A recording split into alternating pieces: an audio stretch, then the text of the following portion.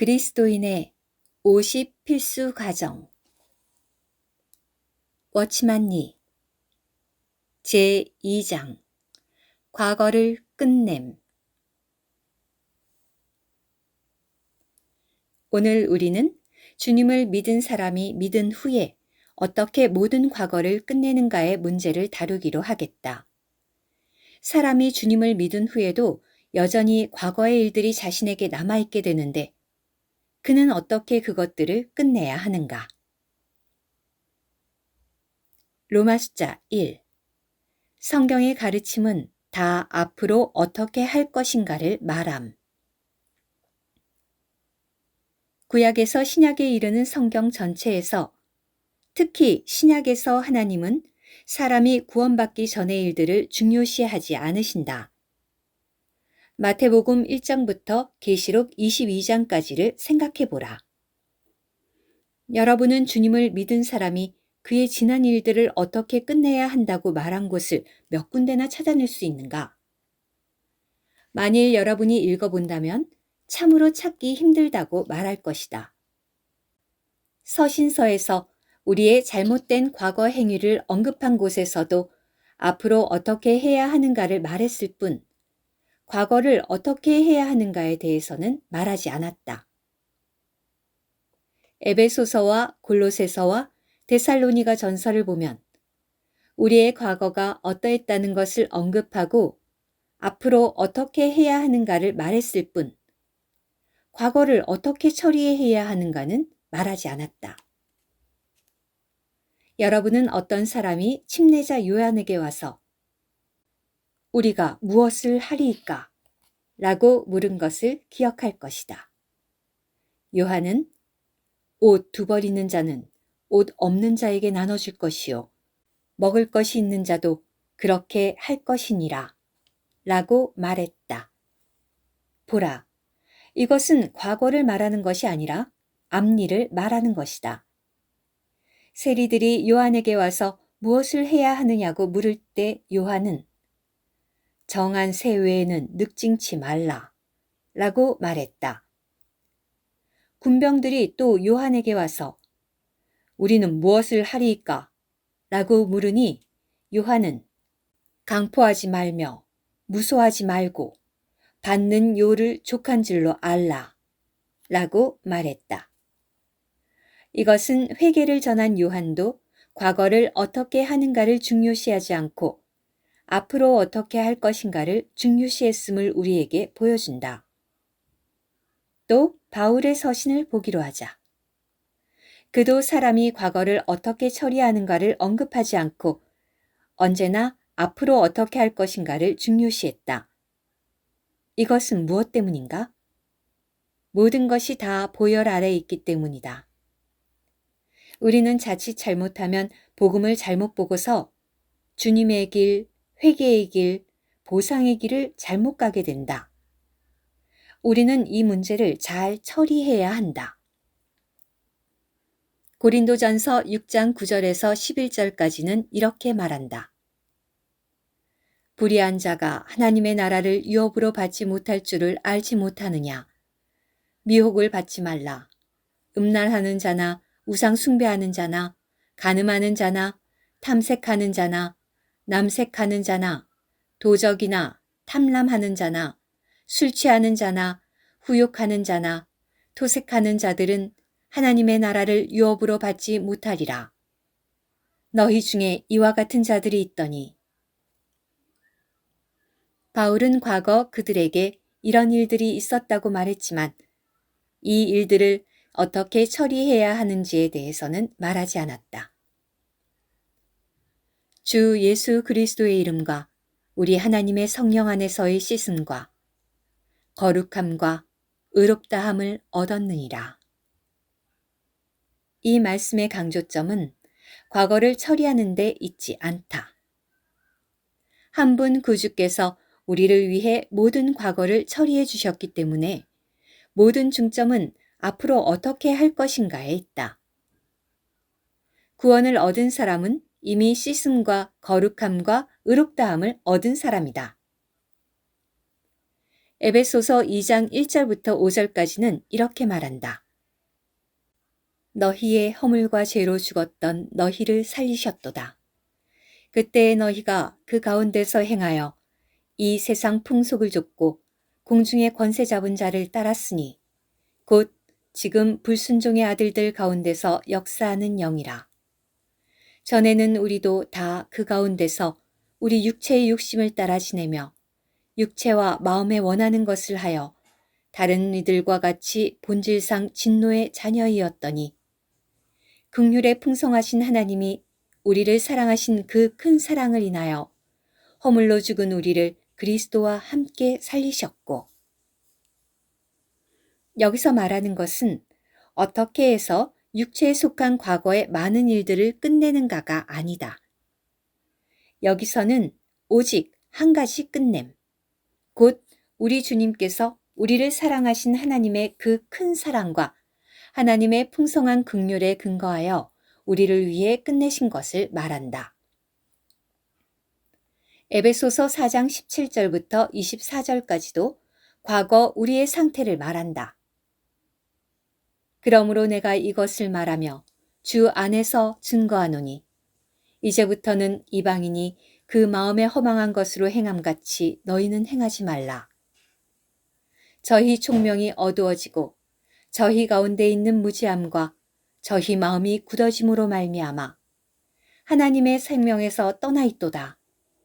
저희가 감각 없는 자 되어 자신을 방탕에 방임하여 모든 더러운 것을 욕심으로 행하되 너희는 유혹의 욕심을 따라 썩어져가는 구습을 좇는 옛사람을 벗어버리고 오직 심령으로 새롭게 되어 하나님을 따라 의와 진리의 거룩함으로 지으심을 받은 새 사람을 입으라.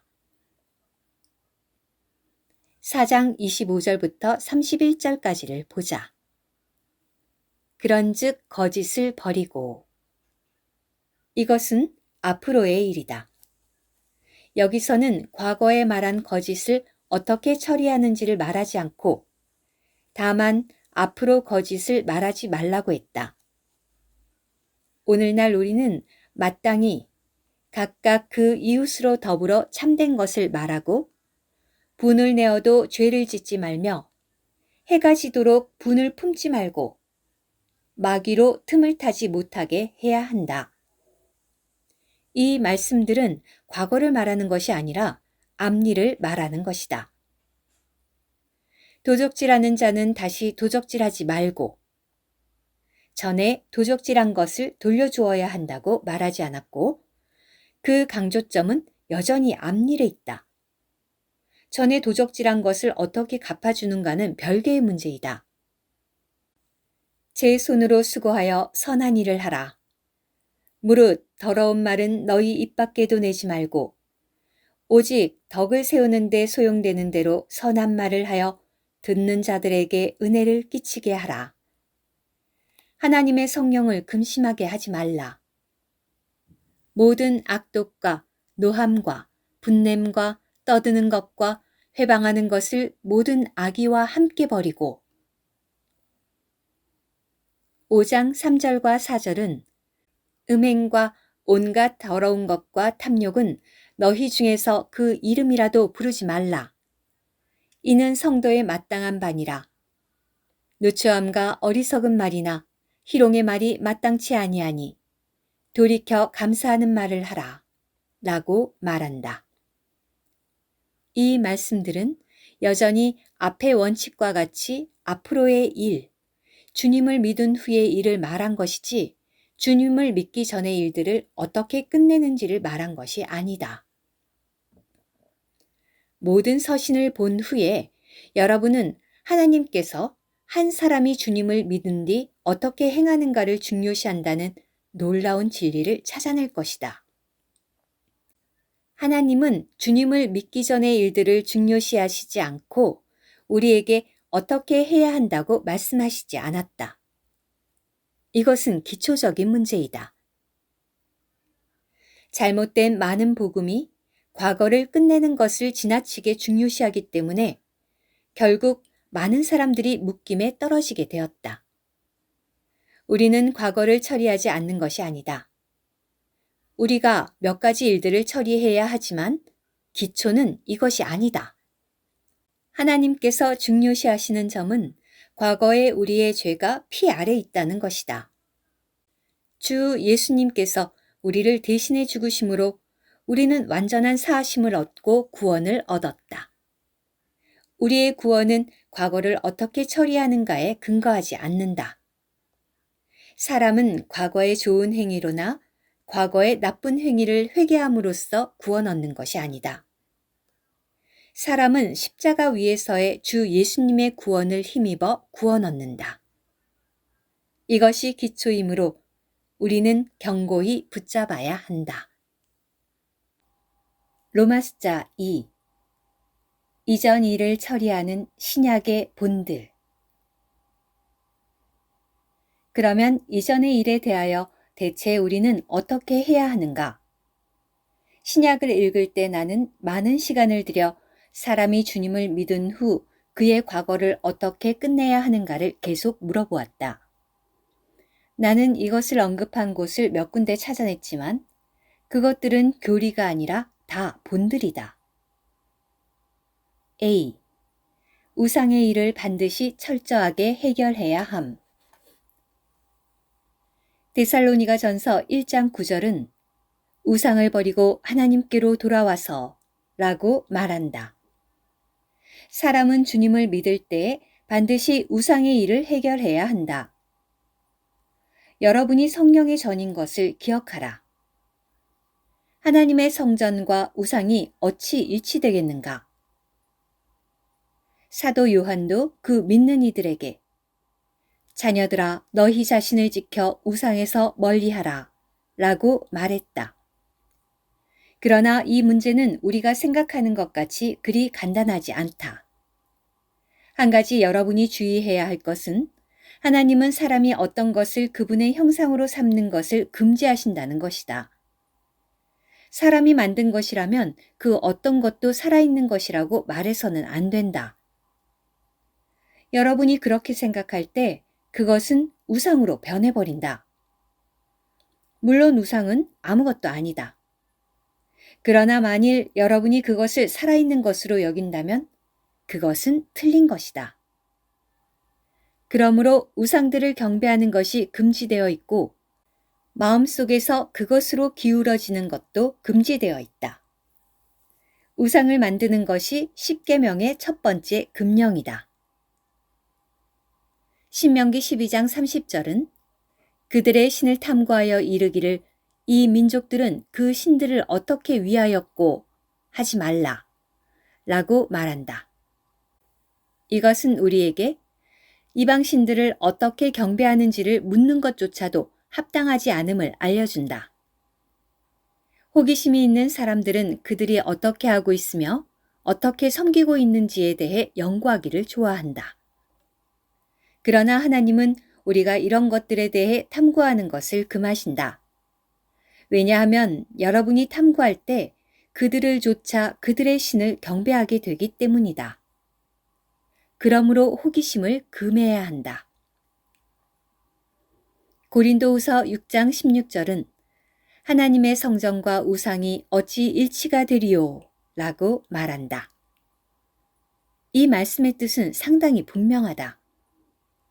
그리스도인은 절에 갈 수 없다. 그러나 황폐한 산에 가서 보호받을 곳을 찾지 못해 절에 들어가 숙박하는 것은 별개의 일이다.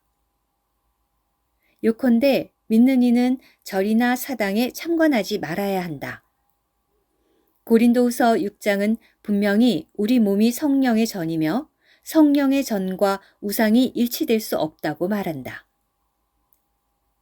환경 때문에 어떤 특별한 상황이 있을 때는 뭐라고 말할 수 없겠지만 고의로 놀러가서 그들과 가까이 한다면 합당하지 않은 것이다. 요한은 자녀들아 너희 자신을 지켜 우상에서 멀리하라 라고 말했다. 멀리하라는 말은 가까이 하지 말라는 뜻이다. 시편 16편 4절은 내 입술로 그 이름도 부르지 아니하리로다 라고 말한다.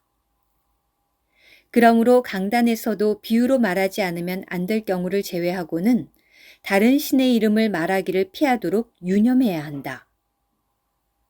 또한 각종 미신적인 일들이나 운명으로 인한 염려, 이것저것을 두려워하는 생각이나 말들도 없어야 한다. 또 어떤 믿는 이들은 자기 운명이 어떻고 그의 얼굴상이 어떻고 그의 장래가 어떤지를 주의한다. 이와 같이 점을 치는 것이나 관상 보는 일들도 금지되어 있다.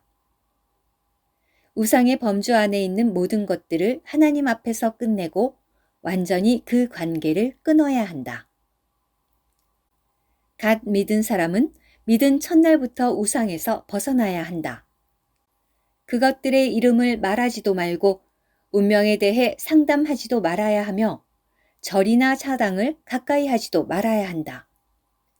형상이 있는 것들에게 경배하지 말아야 할 뿐 아니라 그런 뜻을 품지도 말아야 한다. 다른 종교의 사람들이 어떻게 경배하는지에 대해서도 물어서는 안 된다. 이것은 우리가 마땅히 해결해야 할 과거이다. 이런 종류에 속한 물건들은 팔지 말고 부숴버려야 한다. 마땅히 파괴하고 소멸하여 없애버려야 한다. 하나님은 우상을 매우 미워하시기 때문에 나는 새 신자들이 이 일에 관하여 함부로 대하지 말고 신중히 하기 바란다. 오늘 만일 여러분이 우상의 일에 대하여 굳게 서지 못한다면 이 땅에서 가장 큰 우상과 부딪힐 때 피할 수 없게 된다. 흙으로 만들거나 나무로 새긴 것을 경배할 수 없을 뿐 아니라 살아있는 것들도 경배해서는 안 된다. 확실히 살아있는 우상이 있는데 그것은 바로 불법의 사람이다. 여러분은 어떤 우상도 경배해서는 안 되고 어떤 우상이든지 다 거절해야 함을 기억하기 바란다. 심지어 주 예수님의 상도, 마리아 상도 경배해서는 안 된다. 우리는 이 일을 반드시 철저히 처리해야 한다. 그렇지 않으면 다른 길로 가게 된다. 우리는 육체 안에서 섬기는 것이 아니라 영 안에서 섬기는 것이다. 하나님은 육체로 그분을 섬기는 사람을 찾지 않으시고 영으로 그분을 섬기는 사람을 찾으신다.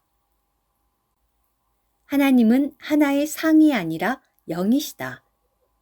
형제자매들이 이렇게 행한다면 장래에 로마 천주교의 세력 아래 떨어지지 않게 된다. 어느 날 적그리스도가 올 것이고 로마 천주교의 세력이 크게 발전할 것이다. 과거의 우상을 거절하는 것은 성경에서 과거를 처리하는 것의 첫 번째 일이다. 사람은 우상을 거절하고 하나님의 아들의 두 번째 오심을 기다려야 한다. 주 예수님의 상조차도 보유하지 말아야 한다. 그것은 주 예수님의 참모습이 아니며 아무런 가치도 없다. 로마에 있는 박물관에는 2000여 종류의 주 예수님의 화상이 있는데 그것들은 완전히 화가의 상상에서 나온 것이다.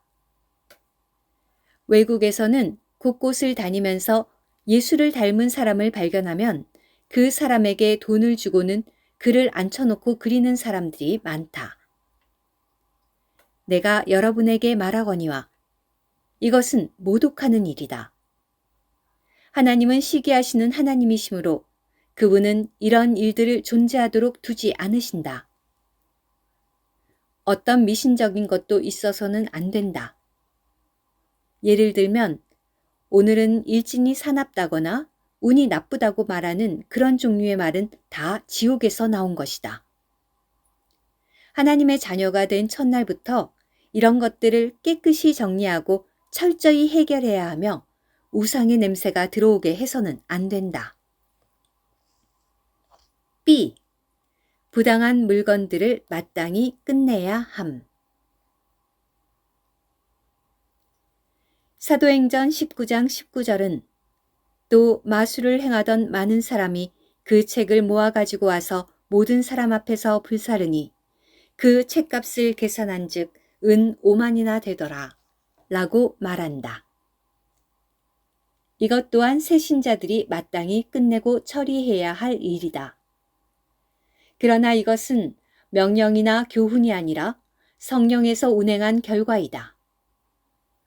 성령의 운행으로 인해 부당한 것들을 내놓는 단계에 이르는 것이다. 여기서 은 5만이라 말한 것으로 보아 상당히 가치가 있는 것이었음을 알 수 있다.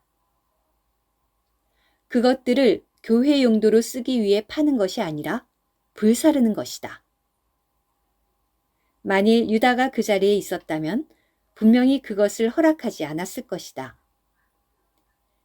이것은 가난한 자를 구제하기 위한 300데나리온보다 훨씬 많다.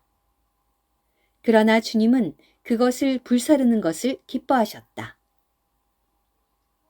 이것 외에 의심스러운 것들도 다 청산해야 한다.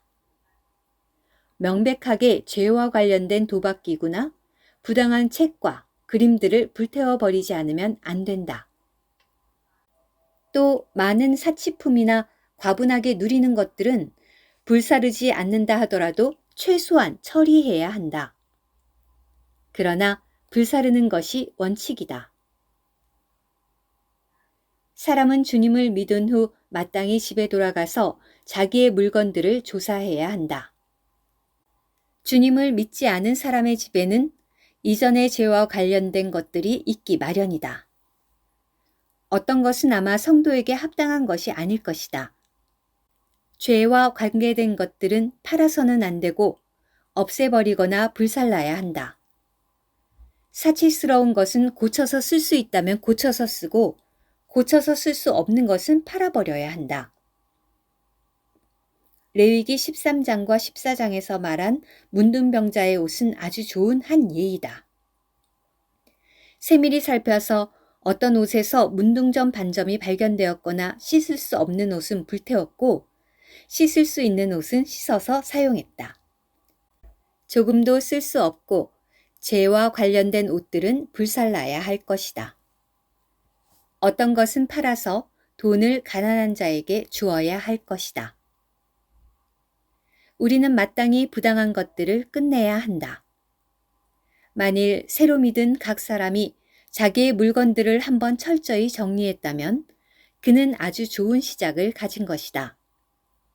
미신적인 것들은 다 불태워야 한다. 어떤 것은 고쳐서 사용할 수 있고 어떤 것은 고쳐서 팔아야 한다. 내가 여러분에게 말하거니와 처음에 이 공과를 배운다면 일생토록 잊어버리지 않을 것이다. 그리스도인이 되는 것은 다만 예배당에 가서 말씀을 듣기만 하는 것이 아니라 실제적인 일임을 기억해야 한다. C. 사람에게 손에 끼친 것을 배상함.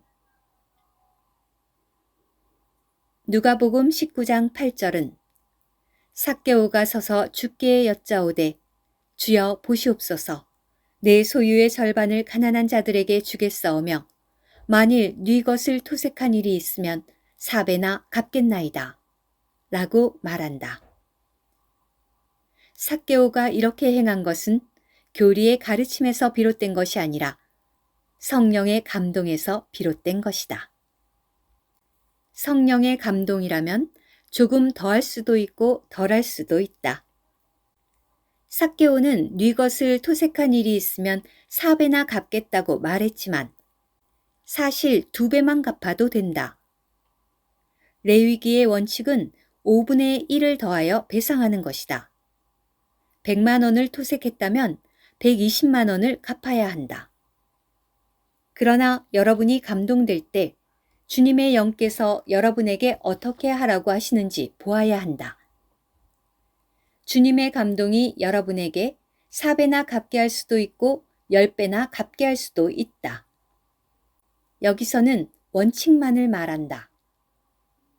그러므로 성경을 읽을 때 여러분은 이것이 교훈을 말하는 것이 아니라 성령께서 운행하실 때 인도되는 것임을 알아야 한다. 주님을 믿기 전, 과거에 만일 여러분이 남의 것을 늑탈하고 속이며 남의 것을 훔치거나 다른 부당한 수단으로 가졌다가 이제 여러분 속에서 성령께서 운행하신다면 이런 일들을 여러분은 철저히 처리해야 한다. 이것은 여러분이 주님 앞에서 사함을 얻는 것과 무관하지만 여러분의 간증과는 관계된다. 예를 들어 믿지 않을 때에 내가 어떤 사람의 돈을 100만 원 훔쳤다고 하자. 만일 주님을 믿은 후 내가 그와 깨끗이 처리하지 않는다면 어찌 그에게 복음을 전할 수 있겠는가? 내가 그에게 복음을 전하고 있을 때 아마 그는 계속 그 100만 원을 기억하고 있을 것이다. 여러분이 하나님 앞에서 사함을 얻은 것은 사실이지만 그 사람 앞에서 여러분에게는 간증이 없다. 여러분은 하나님께서 여러분을 사하여 주셨기 때문에 갚지 않아도 된다고 말할 수 없다. 이것은 여러분의 간증과 관계되는 것이다. 삭개오가 4배나 갚은 것은 간증을 위한 것임을 기억하기 바란다. 당시 사람들은 주님께서 어찌 죄인의 집에 가실 수 있느냐고 물었다. 이 사람들은 얼마나 많은 일을 늑탈하고 토색했는가. 사람들은 다 그를 존경하지 않았다. 그때 삭개오는 일어나서 만일 네 것을 토색한 일이 있으면 4배나 갚겠나이다. 라고 말했다. 4배 갚는 것은 아브라함의 자손이 되는 조건이 아니다. 4배나 갚는 것은 하나님의 구원이 이 집에 임하는 조건도 아니다. 4배나 갚는 것은 하나님의 구원이 이 집에 임한 결과이다. 4배나 갚는 것은 아브라함의 자손이 된 결과이다. 이러한 배상의 행위로 인해 사람 앞에서 간증을 갖게 된다. 이것이 바로 간증의 기초이다. 주님을 믿기 전에 금전관계에서 그리 분명하지 않았던 한 형제를 알고 있다. 그의 동창의 대다수가 소위 중상계층의 사람이었다. 주님을 믿은 후 그는 동창들을 주님께로 인도하는 데 열심히 있었지만 잘 이루어지지 않았다. 그가 그들에게 열심히 복음을 전했지만 그들은 어찌 그런 일이 있겠느냐고 말했다. 그는 돈에 있어서 어떠했는가? 그는 그들 앞에서 과거를 끝내지 않았다. 그 형제는 전혀 삭개오가 된 적이 없었다. 그의 죄가 하나님 앞에서는 사함을 받고 모든 문제가 다 해결되었으나 동창들 앞에서는 해결되지 않았다. 그는 반드시 과거의 잘못을 시인하고 말해내어 과거의 잘못을 배상한 후에야 간증할 수 있다. 간증을 회복하는 것은 그의 과거 일들을 끝내는 데 달렸다. 내가 앞에서 말했듯이 삭개오는 4배나 갚음으로 아브라함의 자손이 된 것이 아니요 4배나 갚음으로 구원을 얻은 것도 아니다. 삭개오는 아브라함의 자손이었기 때문에 4배나 갚았던 것이다. 삭개오는 구원을 받은 자이기 때문에 4배나 갚은 것이다. 그가 4배나 갚은 의도는 다른 사람의 입을 막고 말을 못하게 하기 위한 것이다. 이 4배는 그가 손에 끼친 것보다 훨씬 많다. 그가 이렇게 한 것은 사람이 말을 못하게 하고 그의 간증을 회복하기 위한 것이다. 그러므로 형제, 자매여, 여러분은 주님을 믿기 전에 남에게 잘못한 것이 없는가? 어떤 것에 있어서 남에게 손해를 준 적은 없는가? 무엇을 함부로 자기 집으로 가져온 곳은 없는가? 부당한 수단으로 남의 물건을 가져가지는 않았는가? 만일 있다면 다 깨끗이 해결해야 한다. 일반인의 회개는 행위만 회개하면 되지만 그리스도인의 회개는 과거의 잘못을 시인해야 하는 것이다. 예를 들어 내가 화를 내는 사람이라면 이제 화를 내지 않으면 된다. 그러나 그리스도인은 이제 화를 내지 않는다 하더라도 과거에 화난 것에 대해 잘못을 자백해야 한다.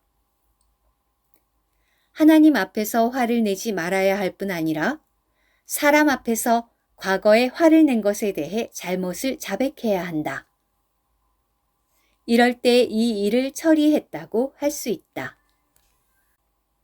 하나님 앞에서 여러분의 문제를 볼 때 과거 여러분이 물건을 훔친 자라면 이제 훔치지 않으면 된다. 여러분이 남의 물건을 집으로 가져왔다면 오늘 이후로 가져오지 않으면 그 문제는 해결된다. 그러나 사람들 앞에서는 그럴 수 없다. 여러분이 3년 동안 훔치지 않았다 하더라도 사람들은 여전히 여러분을 도둑이라고 말할 것이다. 그러므로 주님을 믿은 후 여러분은 또한 사람 앞에 가서 간증을 하고 과거의 잘못을 해결한 후에야 여러분의 위치가 분명해진다. 여기 한 가지 어려운 문제가 있다. 가령 내가 1,000만 원을 훔쳤는데 지금 내게 100만 원조차도 없다면 어떻게 해야 하는가? 이 일에 대하여 원칙적으로 여러분은 마땅히 그 사람에게 과거에 내가 돈을 훔쳤습니다. 그러나 죄송하지만 지금은 배상할 수 없는 형편입니다. 라고 솔직히 자백해야 한다. 배상하는가 안 하는가는 또 다른 문제이다. 그러나 반드시 그런 말을 하고 간증을 해야 한다. 그렇지 않으면 일생토록 간증할 수 없게 된다. 여러분이 간증할 때 여러분 개인의 어려움이 있다 하더라도 그것으로 인하여 처리하지 않을 수 없음을 기억하라. 여러분은 그래도 처리해야 한다. 여러분이 그것을 처리한 후에야 사람 앞에서 간증이 있게 된다. 어떤 사람이 살인한 적이 있다면 어떻게 해야 하는가? 이것 또한 과거의 일로 계산할 수 있다. 이런 일은 어떻게 처리해야 하는가? 성경 안에서는 2가지 예, 곧 직접 살인의 행위를 한 사람과 간접적으로 살인 행위를 한 사람이 구원받는 것이 있다. 직접적인 행위를 가진 사람은 바로 주님과 함께 십자가에 못 박힌 강도이다. 그 강도는 헬라어에서 보통 강도가 아니라 살인하고 불을 지른 강도인 것이 매우 분명하다. 그는 도둑이 아니라 돈을 훔치기 위해 생명을 해친 사람이다. 이런 사람이 주님을 믿고서 죄사함을 얻었다. 성경은 그의 과거를 어떻게 해야 한다고 언급하지 않았다. 또 한 사람은 바울이다. 바울은 직접 살인하지는 않았지만 사람들이 스데반을 죽일 때 돕는 자였고 또 스데반을 해친 사람의 옷을 지켰다. 바울이 구원받은 뒤 역시 그가 어떻게 이 일을 처리했는지 볼 수 없다. 그러므로 원칙적으로 만일 남을 죽인 자가 예수님을 믿으면 그의 죄는 지나간 일이 된다. 피가 씻을 수 없는 죄는 하나도 없다. 그 강도는 이런 일을 해결하지 않았다. 물론 그에게는 해결할 기회조차도 없었다.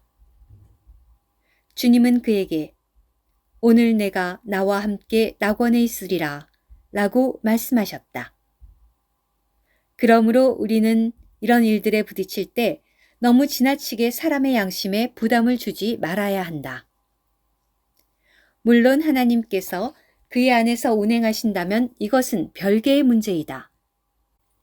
왜냐하면 하나님은 신약에서 직접 살인한 사람과 간접적으로 살인한 2사람에 대해 그들의 과거를 처리하는 것을 주의하지 않으셨기 때문이다.